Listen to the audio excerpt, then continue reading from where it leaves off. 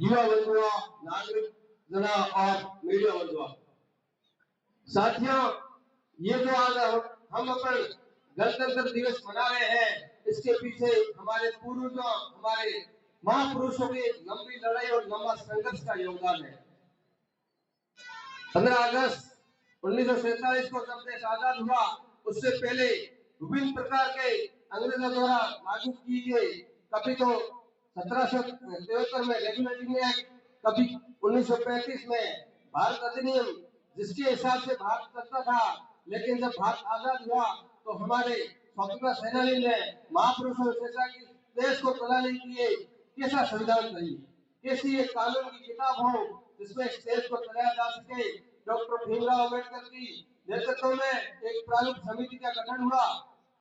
इस प्रारूप समिति ने लगभग विश्व के सभी देशों में अपनी यात्राएं कर उनके संविधान को जांच परख के 2 साल 11 महीना 18 दिन में इस पूरे संविधान को एक कानून के रूप में दिया।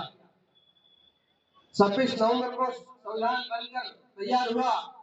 जब 26 जनवरी 1950 को मूल संविधान इस देश में लागू हुआ, जिसकी प्रस्तावना में 3 न्याय और 5 स्वतंत्रता का उल्लेख है।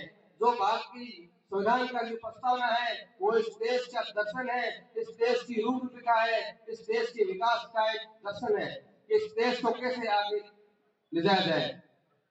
साथियों, मैं आपको बताना चाहूंगा कि संविधान लागू होने से पहले विभिन्न सेवाएं देश के सत्ता टुकड़े हुए, लेकिन जब संविधान द्वारा देश को एक अखंड भारत का निर्माण किया गया तो उसके बाद देश के टुकड़े होने बंद हो गए। ये हम सबका दायित्व है कि संविधान में जो हमें अधिकार दिए गए हैं, उस अधिकार के साथ साथ एक कर्तव्य भी है।